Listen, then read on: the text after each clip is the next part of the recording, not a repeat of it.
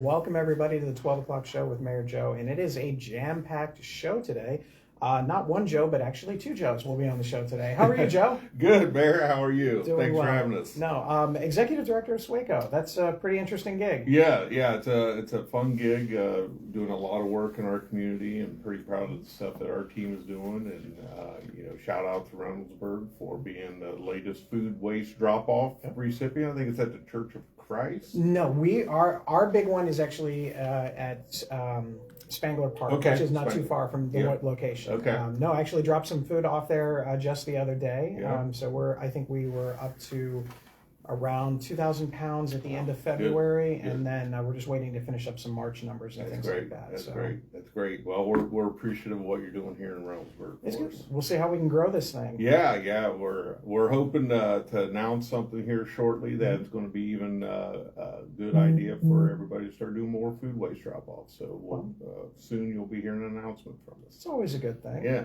All right. Well, first of all, for everybody, I know what SWACO is. Obviously, you better know what SWACO is. But for everybody who's watching, what exactly is SWACO without, just kind of tell us what it's all about. Sure. So SWACO is one of 52 solid waste districts in Ohio. We own and operate the landfill and a couple transfer stations on the south side in the Grove City area. We also provide educational programs, recycling programs for businesses, schools, residents. We attend events and educate the folks about how to reduce waste in their homes or in their businesses.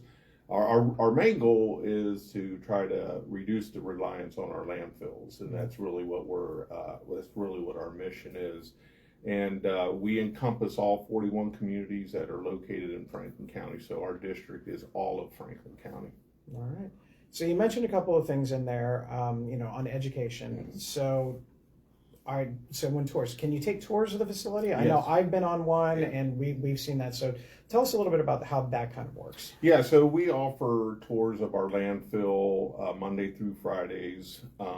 Most of it is schools that do field trips. We put them through a little pre-tour. We give them an education on why recycling is important and composting. And then we load up the children on a bus or a van, and we bring them up and we show them, the landfill and how it's engineered. We also do it for organizations. We do it for individuals. It's a great program. I think a lot of people come away from that tour just learning more about, oh wow, they just didn't figure out that it's really an engineering marvel, right? And that's what we like to say. It's not just put trash in and then put a big truck over top of it and do it all over again. Yeah. So yeah. No, that's what I was figuring. I can imagine that people probably don't know the intricacies of how it all works Yeah. out, just to make sure that everything's kind of the way it is. Yeah, we do about 5,000 people a year through that tour. So Well, it's always a good thing. I know Reynoldsburg is kind of doing the composting thing, as we mentioned. Mhm. Are there other communities that are kind of like, how do you recruit them? I mean, we were a relatively willing partner with this. Yeah. Our councilwoman Erin Hill was a big advocate of it, and we got that done.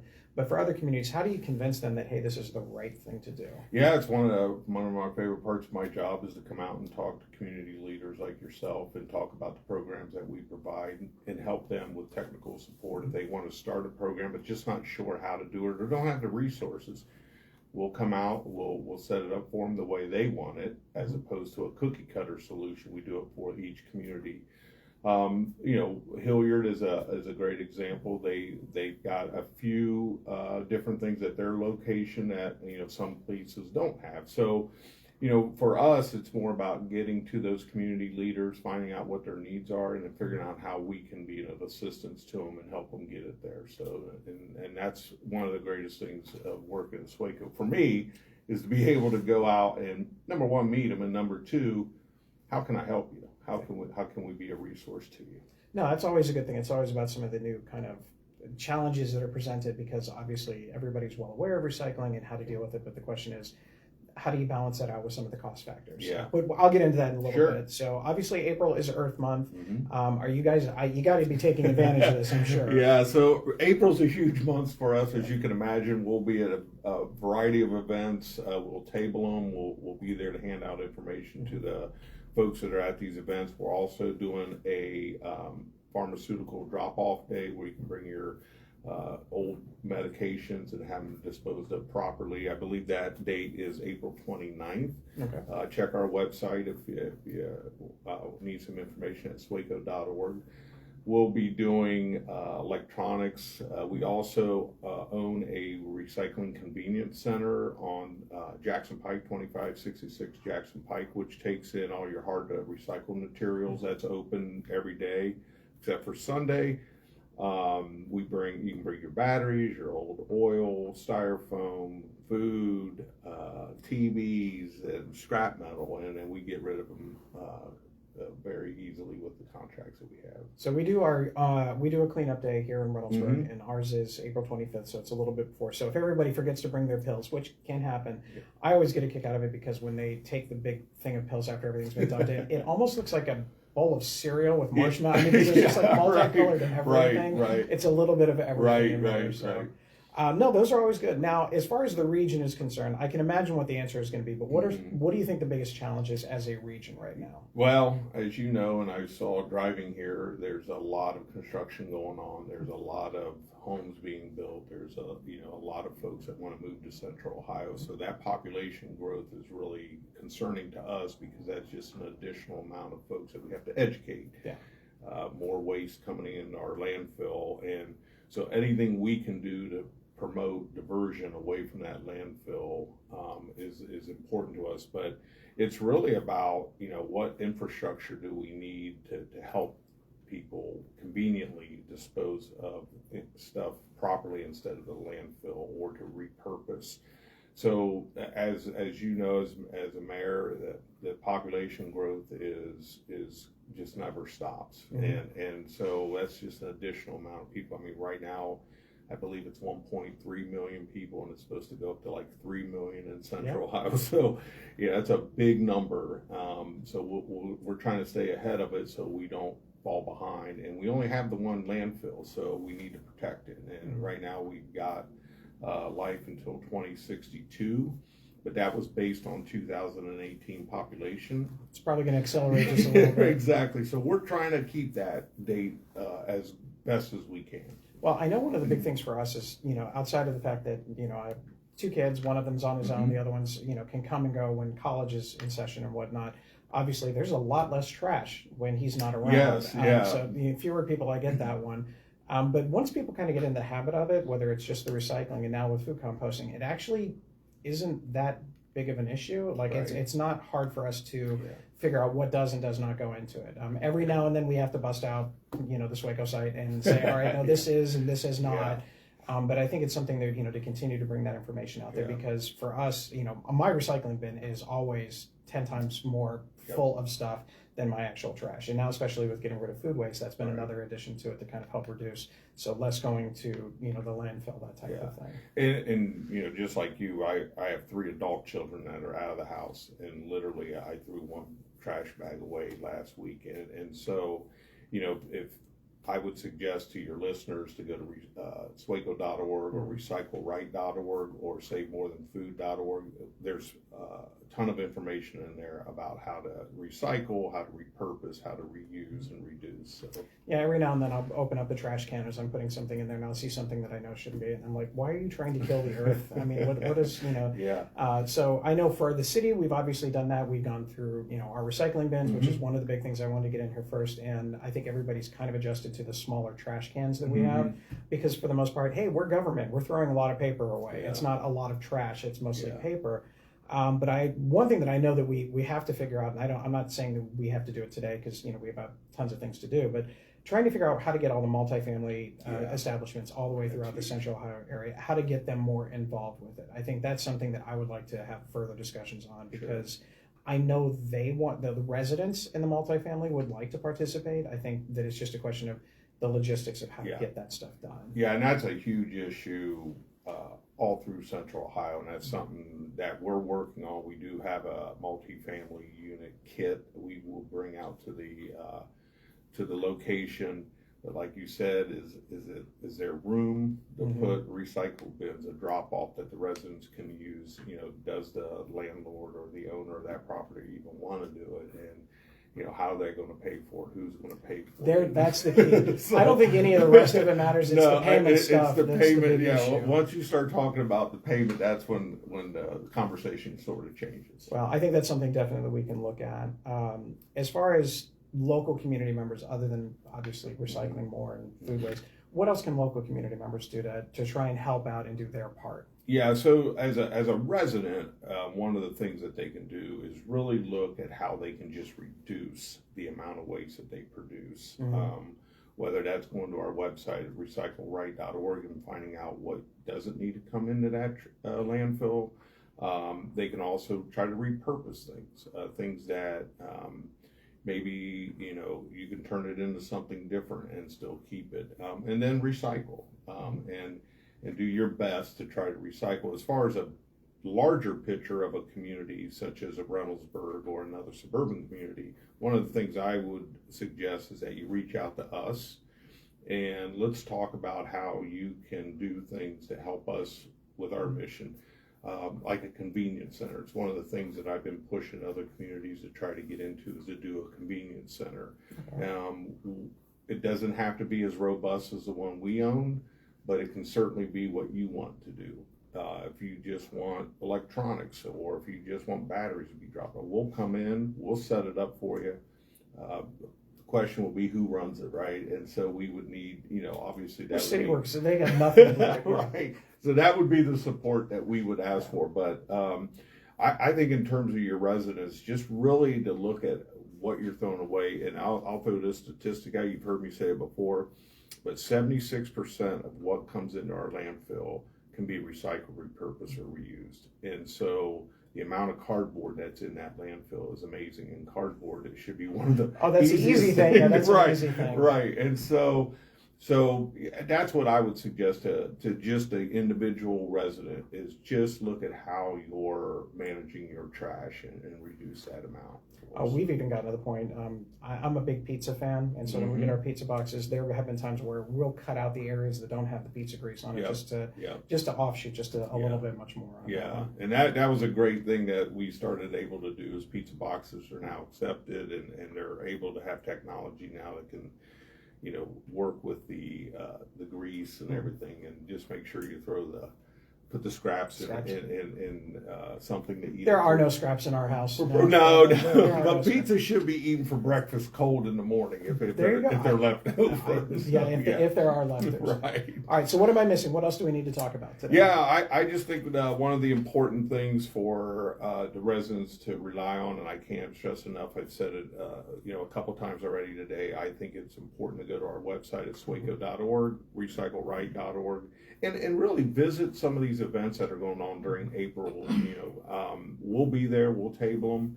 There's also going to be folks from the community itself that are helping us, and just talk to them and find out what it is that you can do. So I think people want to do it. It's just sometimes it's confusing, and sometimes they just need a little bit of prodding and some education, and that's not unusual, and that's why we exist, and we'd be great as a partner with them. And then if you get a chance, tell them to come out and tour the landfill. It is an educational thing to go ahead and take a look at. Yeah. And one of the coolest things, I'll plug this, so we are starting a project on our current location. So we're temporarily not working out of 665. I was going to wonder if you were going to talk about that. Yeah. So we're taking our old building and we're converting it into an education center where people can come in, especially youth groups and schools, where they can build a landfill. We'll have a game where they can build a landfill. We'll talk about futures in environmental jobs that are out there, a compost outside that they can do. We have a lot of interactive games that we're going to put in there for the children to learn. We're going to have a kitchen in there that shows a sustainable kitchen and how to use a cup as opposed to a bottle, and so we're really looking forward to that. We're hoping that it'll be open in June of next year.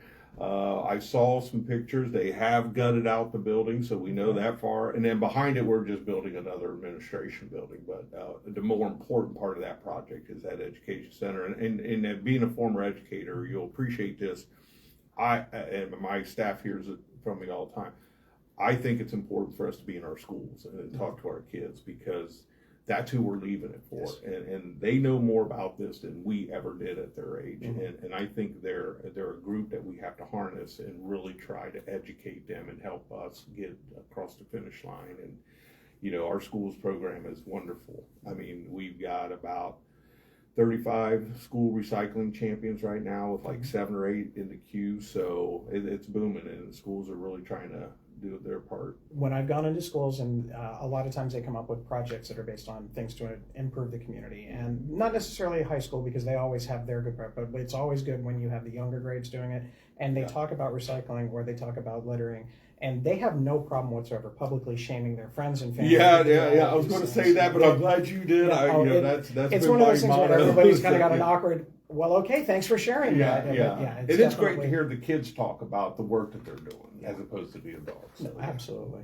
Well, I do appreciate you coming on. Mayor, always a pleasure. Definitely we'll come out when the new facilities open and all of that, and continue to do it. I'm sure we'll see each other at plenty of events over the summer and things like that. So thank you very much. Mayor, thank you. I appreciate it. Thank you for what you're doing. No, thank you. Talk about getting things cleaned up in a great way. SWACO's a great thing. Seriously, go and check that out. Now, we do have another wonderful guest coming in today, who apparently is just talking a lot of smack about Halloween, just constantly from what I'm hearing. YMCA Executive Director Chris Crume. Come on in, Chris. How are you doing? How's it going? It's fine, but apparently the rumor is that this Halloween contest thing that we're trying to get together is definitely dominating some parts of the conversation. You know, I think it might be. I don't know. I do a little bit of costuming myself, so I think this could be fun. I think it's going to be, but I like the most recent twist I've heard is that we're going to do something a little bit different. Yes. We're going to do something to actually encourage community members to make donations for our local food pantries. Absolutely. We're going to have the community vote on who's got the best costume with their donations. So it's always going to be a good thing. I might have to up my game just a little bit. Yeah, I'm already planning it. And if there's anybody, and I think you ran into my wife recently. I did. And she was really thrilled about this whole Halloween idea about, upping the game and everything like that. Well, don't worry. I'm already planning 2 or 3 years out as well. That's good. What's always a good thing. It's always about that. Now, a little bit sooner to that is actually one of the things I've been talking about in the show the last couple of weeks is our Healthy Kids Day event. So that's coming up on April 18th. Yes. And you take it away from there. Tell me what it's all about. Absolutely. So Healthy Kids Day is part of the National YMCA movement. It is an initiative that really helps promote health and well-being of not just kids, but also families. So YMCA of Central Ohio and the Reynoldsburg Community Center YMCA, we're taking part in that as well. So like you said, April 18th, it's a Saturday, 1 to 4 o'clock over at the center. We will be having a lot of fun over there. I was going to say, it's going to be. Now, did you order the warmer weather this year? You know, I put in a request. Yeah. We'll see if that PO goes through. I'm not sure yet. I have those same issues. But we have a plan to be either inside or outside, depending on what the weather looks like. So no worries for that. We will be able to take care of everybody and have a great time no matter what the weather looks like, especially with the bounce house and the obstacle course that we have coming in too. So rain or shine, we're going to have those ready to rock and roll. We'll also be opening up the pool this year for water safety as part of the Healthy Kids Day experience. So with that, some spots are going to be limited. We do have that up for free registration on our website. So if you go to our DAXCO website off of our main website to register for programs, you'll find it right there. Get one of those spots. It's going to be a great time. We're even getting our canoe in the pool for that. So it's going to be really, really fun. Lots of local vendors are going to be coming out to that as well, just to share information about how to keep families well, not just, your physical wellness, financial wellness, spiritual wellness, mental wellness. All of those things are going to be incorporated with that. We will have some wellness competitions from our wellness department as well. So a 40-yard dash, the standing jump, stick it on the wall. So we'll have some real good fun with that. One of the other things that we'll be concluding at that event is part of our annual campaign. We're raising funds for that annual campaign right now. If you've ever wanted to pie one of the directors in the face over at the Reynoldsburg Community Center, now is your shot. We have jars up at our front desk where you can just drop in a 1, a 10, whatever you want to put in there. Whoever, I guess, wins. I don't know if that's winning or not, but whoever wins is going to get pied in the face at Healthy Kids Day. Apparently, I am leading right now. So congratulations. Yeah. I'm hoping that gets taken over by, maybe our aquatics director. It was her idea. So, but, it's out there. So if anybody stops by, drop those dollars in there for the director you want to see get pied in the face. But yeah, it should be a really good time. I believe you're doing story time with the kids again as well. I have some story time. I'm trying to decide between two books. I usually go with the well-known Duck for President book because it actually is an incredibly true story of what politics can actually be like at times when you read it. Another one is a STEM-related book that I picked up from one of the elementary schools earlier. So I'm just trying to figure out which one, depending on how it goes. Fantastic. And I think the big thing to remember too for this is a completely free event, open to the public. Please come out, see us. We're going to be doing some membership incentives as well. So some incentives to join, some incentives to come and see what we're all about at the YMCA as well. We'll have some prizes that we're going to be raffling off. No cost for the raffle. You just come get your tickets at our membership table. Yeah, I know we make a joke about the weather. It was cold last year, but it still was a good crowd. There were a lot of vendors there. There were a lot of people interested. And the organizations that showed up for it in support that were not just YMCA, but everything else was really good. And everybody seemed to have a good time with it. Yeah. Despite some of the colder weather. Yeah, absolutely. And we will have a food truck too. So bring a little bit of cash if you want to get something great to eat.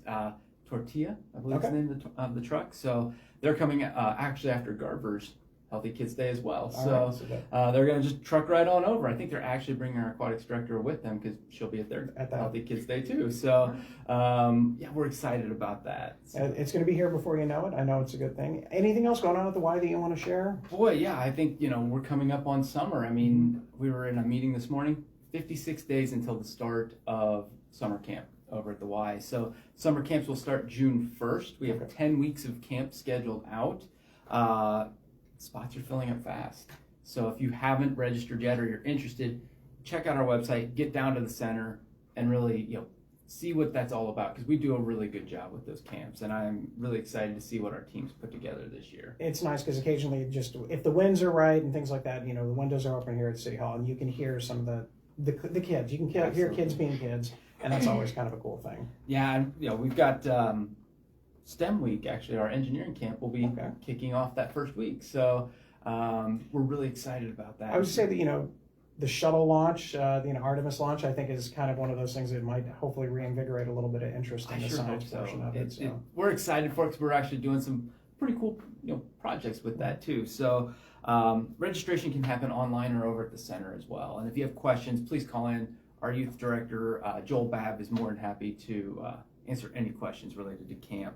For our members, it's $257 a week. Okay. For non-members, you can still join. It's $288 a week. So it's not a bad cost for a week at camp for your kid. Yeah. So. And especially you want to keep kids engaged, and especially during the summertime and all of that. Just let them enjoy being a kid and going out and having some fun. Yeah, come out, have some fun, safe environment. Where they're going to learn a little bit too. So absolutely. And then I know one of the things that's always on everybody's mind is the outdoor pool. No, nobody's ever asked me a question about that. I only get asked once or twice a day, an hour, a minute, something like that. But we're ready for outdoor pool season. So May 23rd, Memorial Day weekend, we're ready to open the outdoor pool. We're actually getting ready to fill it in the next couple weeks, get everything balanced and ready to go so that we'll be ready to open. We will be open on Monday through Thursdays, 12 to 7:15 out there. Okay. Fridays, 12 to 6:45. And then Saturdays, Sundays, 11 to 3:45. Okay. So a little bit different from what we've done in the past. We're going to have 100 spots because that's how many people we can fit in there safely. So there'll be 100 spots for each time block. And we're going to have 5 time blocks each day, Monday through Thursday, 4 on Friday because we do close a little bit earlier. Yeah. And then another 4 on Saturday, Sunday, respectively. So come, get your wristband. It'll be right there at the outdoor pool entrance, right there in the front of the parking lot. Life jackets are also going to be available at check-in. And kind of like what you do if you come into the center and you need a lock for your locker. If you want to get one, just leave like your card with us or your car keys. Check that out. Something to remember to bring back and leave. Yeah, that way. I think if you're walking out with wearing a life preserver, though, I think people might notice. I don't know. I mean, Blacklick Creek does flood sometimes. Yeah, it so does. You might need it. Okay, don't say that because it is the rainy season. It is the rainy season, so I did just jinx. There you go. There we go. A little bit of that, but we're ready for it. Our staff is hard at work training for it. I believe your son will be back working as a lifeguard this summer as well. So we're really excited to share that with everyone. We're fully staffed and ready to go. That's very good. Well, I'm looking forward to it. Definitely see you, and we'll see you in a couple of weeks at the Healthy Kids. Absolutely. It'll be here real quick. Absolutely. So. Thank you very much. And the game is on. The game is Let's on. have some fun. All right, everybody. Again, talk about a great way to get some people in our community. So from Joe Lombardi from the SWACO to Crume from the YMCA, definitely brings a lot of everything going on right here into Reynoldsburg. There is a lot of news today, and some of it is related to Wagner Road. First off, any questions right off the bat? Nope. All right, so first things we're going to talk about, if you did not get a chance, Reynoldsburg City Schools had their State of the Schools last night. I believe they filmed it, so if you want to go back and watch it, go ahead and check that out. And the next thing is obviously going to be code enforcement. No, we're not going to be playing a game today, but we are going to talk a little bit about code enforcement. So this is how it kind of works. We have 4 code enforcers, and they each have their own section of the city that they look at. And they will drive around on a number of, daily and looking for different things. Sometimes there's a targeted area that they're looking for. Other times they will work as an entire group of 4, and they will go to a specific location and do a real deep dive into things. Depending on what the issues that come up, the citations may be provided or warnings may be issued. And depending on what it is, it also depends on how long it's going to take to resolve. So let's just say that if it's a grass violation, because obviously grass is growing pretty well, we've had good rain and all of that other stuff. Typically, your first offense for grass, you're going to get a number of days to go ahead and clear that out. Not everybody can mow their grass, on any particular given day. Just during the week, it could be a work schedule thing, things like that. And it's also Ohio. You may sit there and say, hey, I'm going to go ahead and cut my grass, and the next thing you know, it's going to rain, and there's nothing you can do about that. So there is a little bit of flexibility in it. If there are more specific issues of structural damage or things of that nature, those are going to take a little bit longer. Sidewalks, driveways, things like that, because you have to make sure that you get a contractor lined up. You have to make sure that, everything is gone through and you get permitted and all of that different type of stuff. So it's not always I reported this and within 12 hours, why wasn't it taken care of? There are processes. We do have to provide people to give a certain amount of time to what they call cure the issue. So do they get 24 hours to take care of garbage? Do they get a couple of weeks to get a contractor lined up for some work and things like that? So that is one of the things that's out there. So it does kind of vary with all of it.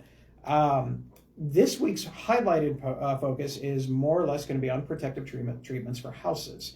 So a lot of times when people drive by, you see kind of like it's like a greenish something or another on the side of the house. Those are types of things that you can do. So there's plenty of ways you can clean it yourself. You can have companies come out and kind of clean and protect the house from some of that algae-based stuff. Everybody is equal opportunity when it comes to code enforcement. There is no specific, we don't target anyone more than what we see or what is reported. So we don't ignore renters and only focus on homeowners. We actually go after everybody. We don't ignore commercial properties. Those tend to take a little bit longer. Sometimes we have to go to court from them. To give you an example, the site of the old Kroger, we're still in the process of going into court with them for a couple of their items. So there's a lot of things with code enforcement that are there. It's not that we're not enforcing it. It's not that. It's more or less sometimes it can take some time. The interesting thing about code enforcement is if your house has an issue, whatever that issue may be, code enforcement comes up, a lot of times people start doing, well, okay, but my house has this, but what about this house, this house, this house, and this house? And everybody starts ratting out their neighbors all the way across. And then code enforcement will go to all of those different types of things all the way. So it does tend to go that way. I know one of the social media posts last week, it seemed like people were tagging each other, say, hey, I'm coming after your house and things like that, just for kind of a joke, or maybe not, I don't know. But code enforcement is something that's there. Very rarely do we have people complaining too much about the code enforcement issues that are legitimate claims. And there are some people that don't have the ability to deal with certain things. There was somebody who had a difficult time, arranging to make sure that their lawn was cut on a regular basis. And so we work with the residents. So it's never something that is in concrete, that we're not going to be flexible, they're not going to work with you. But ultimately, it is better for the entire community to look about this. And the requirements are not too stringent all the way across. So that's code enforcement. But if you have any questions on that one, feel free to ask. Next one that kind of follows a little bit under that, AT&T or other utility easements. Those are always wonderful things that everybody is not familiar with. So in the very beginning, when a housing project comes in, and this is housing projects going back from the first houses in Reynoldsburg, everything has been plotted out and it's been submitted at one point, and almost every utility company out there has easements onto your property. These could be for AEP, Columbia Gas, utilities like your cable companies or things of that nature. they have access to that. That is built into the process. That was there all the way across. So they don't really have to get our permission outside of notifying us, nor do they need your permission to do it, especially if they're going in for improvements on infrastructure. They're supposed to notify you in advance. They're supposed to give you an idea of what they're doing, how long it may take them, and things like that. That being said, sometimes that message gets missed, and that's usually when we get the phone call. So for AT&T, they've been out in the Taylor Road area, pretty much everywhere between, I would say, Wagner and Taylor Road, in that general vicinity in those neighborhoods. They've gone in, and AT&T has been putting in a lot of fiber for fiber optics, so that's what they're working on. They're supposed to be done with the project by the end of April, and the restoration will start in the next couple of weeks, and anything that is missed, or if it's not to the satisfaction or weather delays things, they will come back in the early part of May. Usually there's somebody on site that you can talk to and have that question, or if you can't find that information, don't really waste your time trying to figure out what number at AT&T to call or on their webpage. Just give us a call, give us the information, and we can usually talk to somebody within a couple of hours about any of those concerns. But they are there, and it happens all the time. The other thing that's come out is this, energy aggregation, everybody's favorite and least favorite thing. So this is actually energy aggregation for the city of Reynoldsburg. So about 20 some odd years ago, the city of Reynoldsburg participated by vote with the idea to enter into a preferred aggregation agreement. So the city of Reynoldsburg actually evaluates and goes through kind of a screening process of various different companies that are energy aggregates. And what they do is they typically find ways to offer different pricing to people based on the conditions that are there. So this was passed again, I think, in 2001. The only way to get rid of it and go to a different function is a citizen-led initiative. That is an option that you can do. You can ask council to do some things as well, but typically that's there. The opt-out clause is relatively simple. Usually it doesn't take too long to opt out. And a lot of it is to make sure that people are aware that they have choices in where they get their energy from. As AEP continues to raise prices and other agencies and energy becomes more expensive, the Apples to Apples website is really a great thing. So you go on there and then you figure out which one best meets the needs of your family for what you're looking for. Sometimes people like the more consistent long-term, they can get guaranteed rates for X amount of months. They look at things where, what happens if they want to opt out later on or switch to another provider. Different companies have different rules and regulations. The company that Reynoldsburg City Council has selected is NOPEC, which stands for, I can never remember, the Northeast Ohio Public Energy Council, which is actually kind of a quasi-governmental thing. It is not a for-profit industry, which is one of the things that appeal to it. Because typically for-profits want to raise your rates. Hi, AEP. So that's one of those things that they want to do. So NOPEC typically tries to find and gets the best negotiated rate, and they're not in it for shareholders and stockholders and things like that. So that's one of the reasons why we went with them. So if you have questions about it, feel free and ask.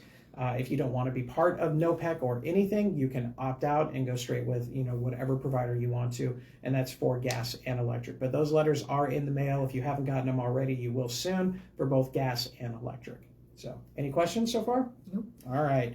Moving on from that, Reynoldsburg Fire Department or Police Department. We actually have a question for you. So, we can be creative here in City Hall. We come up with a couple of cool things every now and then. Certainly our April Fool's Day post last week certainly got a lot of attention all the way around. But what we're trying to do is we're trying to figure out a way to draw attention to the fact of the excessive speeding in our community. So when we look at other communities like Dublin and Bexley, they kind of stole ideas from each other. So Dublin's plan for kind of like to recognize the speeding issues are slow down Dublin. Bexley jumped right on that and went slow down Bexley. I think we can do better than that. I think Reynoldsburg has a different opportunity to come up with something that is relatively catchy to make sure everyone's aware of what the speed limits and speed navigations are all the way throughout the city of Reynoldsburg. So I'm going to ask the residents of Reynoldsburg, and for those of you watching the show, to try and put your creative juices together and come up with an option for a Reynoldsburg speeding program. It has to be appropriate. It was really easy for us to come up with inappropriate comments for this one, but we do have to figure out how to get it appropriate. So if you're interested in that, go ahead and drop some things in the chat. You may see some social media posts in the next few weeks asking for your thoughts on this. This is not about the structure of it or what kind of information. This is more or less kind of like the marketing portion of that. What do you think you would be interested in? The rest of the stuff, a lot of it is already designed by the Ohio Revised Code, and that kind of takes a lot of fun out of some of the other things, but we'll definitely get that information out there. So hoping to hear from you. Now, the big news of the day, Wagner Road. Yes, ladies and gentlemen, the time has come. Wagner Road is going to be set for paving. Paving is scheduled to start next week, but when you look at your advanced weather app, guess what else is also coming next week? Rain. So they're scheduled to start paving on Tuesday. They have notified us that Tuesday is going to be the day that they're going to start. They're going to be starting at the corner of Main and Wagner and then moving up from there. So that right-hand lane on Wagner Road, headed westbound, will most likely be closed on Tuesday, weather depending. They're anticipating probably 5 to 7 days of paving, depending on how much weather is, cooperative with them. But paving is going to start at that point in time. Once paving is complete, northbound and southbound traffic will be available all the way from Broad Street to Main Street for a short period of time. Main Street from Main Street to Priestley will be open consistently. Phase 2 work is going to start sometime in the next couple of months. This doesn't mean the project is completely done, but what it does mean is the roadway will be done. If you've been driving on Wagner, you see where the sidewalk work is going through. They are making great progress. Hopefully, they will get through most of that stuff in the next 2 weeks. They will also be putting the asphalt path on the other side of the road as the paving continues, so they'll have that going on, in addition to street lights, street trees, landscaping work, and of course the big traffic light at Wagner Road. So we are down to the last week or so, weather depending, for Wagner Road to get paved. So that's set for next week. So we'll have some social media announcements out there as well on that one. So hopefully that helps answer a lot of questions out there. Also wanted to let everybody know, for those of you that drive Bryce and Main Street, we did actually add a couple of seconds to the southbound lanes on Bryce Road going on to Main Street. I have no idea if you've noticed. I have no idea if it's made that much of a difference, but we did add a couple of seconds on there to help alleviate some of the traffic concerns. But at the same time, it has also elongated some of the north and southbound access on Main Street itself. So it's kind of for every couple seconds you take away here, it kind of balances out on the other side. So if you've been able to notice and get off, drive on southbound on Main Street by Bryce Road a little bit easier, hopefully you noticed. If not, you should probably take a look at it now so it adds up a couple of seconds. Any questions? Nope. All right, apparently nobody wants to talk today. Updated street signs. You will start seeing some of our updated street signs with the modern branding all the way throughout. Most of the intersections are done, but now they're going to be going into some of the neighborhoods themselves, so keep an eye out for that one. I did want to provide an update on the bus rapid transit line. I know that's a big conversation. West Broad is getting ready to kick off their function. Reynoldsburg's still a ways to go. Right now, the most recent submission was provided to the city on March 9th. It is being reviewed by our city engineers. They plan on having a presentation for the city probably sometime around the end of not next week, but the following week. And then at that point, we'll have some other comments about any other additional changes. There have been substantial changes to the project. The starting point is no longer at the intersection of Bryce and Main. It's actually going to be not too far from where the Kitty Academy is. There are also some other things where there are 2 lanes in different parts of directions, both east and westbound, both towards Columbus or towards the outside area towards Taylor Road. So it just kind of depends on which section of there. But it's not just one single lane all the rest of the way. So we're still working through that process. As far as parks and recreation, a lot of cool things going on there. You have the spring and summer activities are all out there for registration, so check that out. Plant Reynoldsburg Day on the 16th of May here at City Hall from 9 to 12. Community gardens are going to be available to reserve beginning next Tuesday. So if you're interested, you have to register online. Don't come and line up at City Hall for it. Register online, and then if you are selected, you'll be notified. But all that information is on our website or through the Parks and Recs page. As far as sports, flag football registration is live and available until the next couple of weeks from ages 7 to 18 for all of that, so check that out. I do have a town hall coming up here in Reynoldsburg. That'll be on April 30th. What do you guys want to talk about? Nobody's answering, are they? No. Okay. Well, if you come up with something that you want to talk about, go ahead and put it in the chat. We'll probably stick to some, I don't want to call them generic things, but we'll kind of talk a little bit about some basic things. A little bit of basic budget, a little bit basic of how zoning and development work, and then we'll kind of figure out what there's specific things that people want to talk about. But if you want to have those conversations, that'll be fine. We'll start at 6:30, probably go to about 7:30, 8 o'clock, depending on what everybody's interest level is. But I'll be there, so if you're interested, I hope you can make it. I'll be right here at City Hall. Before that, this Saturday, April 11th, from 11 to 3 is basically it's a prom pop-up location. So helping with Joseph Coates, the Reynoldsburg Livingston campus will be hosting a prom pop-up shop. So for ladies that would like to get the best dress possible at a reduced or no cost, this is your opportunity to go out to the Livingston campus, because believe it or not, prom season is here. We've already talked about Healthy Kids Day, so we don't have to cover that. We do have the Raider-thon, which is on April 18th, so kind of around the same time. Don't worry, you can still do Healthy Kids Day and go to Raider-thon, but they'll have all sorts of activities there, so check that out at the Reynoldsburg Summit campus. And then we also have our wonderful, exciting purse bingo. If you didn't see, the Louis Vuitton purse was revealed yesterday. Debbie Dunlap did the really hard time of going out and picking the great Louis Vuitton purse. So check that out. There are tickets still available, but they are going fast. There's not a huge number of them left. Debbie talked about that last night. $40 for 10 bingo cards, some hors d'oeuvres, and a couple of mimosas, but you can also get additional bingo cards if there's that one special purse that you really want. One of the stories that was going around is you had your 10 cards, but then you had an additional like 5 or 6 cards on it for one particular purse. So that was definitely something people were interested in. That's at the Blacklick Woods Golf Course. Beyond that, we've got Community Cleanup Day again here, April 25th. We do have a couple of cash drops coming up. So this weekend, again, boys volleyball. They were out playing last night, had a rough match against New Albany while the State of the Schools was going on. But if you want to go ahead and support our boys volleyball team, go ahead and get out there this weekend. They'll be at all the usual locations. And next week will be junior tennis. So they will be out there as well. We also have the community baby shower that will be May 2nd at the American Postal Workers Union Hall. This will be for those who have their friends or parents of children ages 0 to 5. There's all sorts of clothes and diapers and all sorts of options there as well. And that's from 12 to 2. Any questions? Last second questions? What's happening with the empty building at Main and Lancaster? Empty building at, this is the Trivium site. It's not actually empty. It actually has Edward Jones facility in there. It also is being, the upstairs floor is going to be a photography studio. They're actually building into there. The rest of it is up to the developer. I've talked to him on occasion. They're trying to bring a certain group in there, but they have not come to terms yet. Hopefully it won't be too much longer because obviously, it's a good space. A lot of people enjoyed it. So hopefully they will have a new tenant in there in the not too distant future. That's it. All right. Well, we're going to go on a road trip next week. I forgot one more thing. You are able now to go ahead and register for the Reynoldsburg Tomato Festival Tomato Pageant. Registration opened up on April 1st. I do believe that we are looking specifically, if you know some high school girls that are interested in being the tomato queen. I know they're looking for applicants there. Apparently, this might be a really competitive season for Tomato King. So I think I'm hearing that there's a lot of interest for that as well. So with that, again, we're going to go out on a field trip next week. Not saying who registered and scheduled this one, Jasmine, but it's actually called Furball Fitness. So Jasmine, what exactly is Furball Fitness? So it's a doggy daycare center. You can drop your dogs off for boarding if you're on vacation or just during the day so they can play with friends.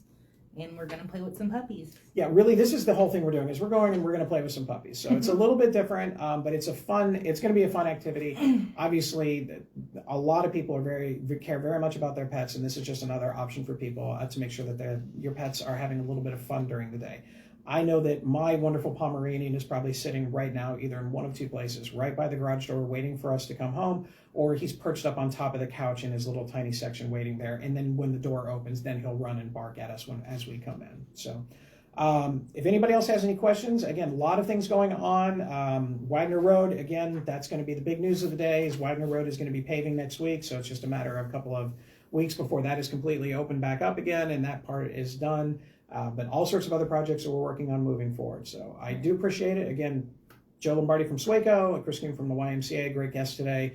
Next week, we're on the road show for a little bit, but a lot of things going on. So as always, stay safe, stay respectful, and as always, please, please, please, please put your shopping carts away. The weather is nice. We have two last-minute questions. There we go. They popped in there. Go for it. First one is the purse bingo date. Purse bingo date is the April 18th. Let me verify because I think that's what it is. April 18th. Saturday, April 18th. Yes. Okay, and then the next one is what is going on with the development of the southeast corner of East Main and Davidson?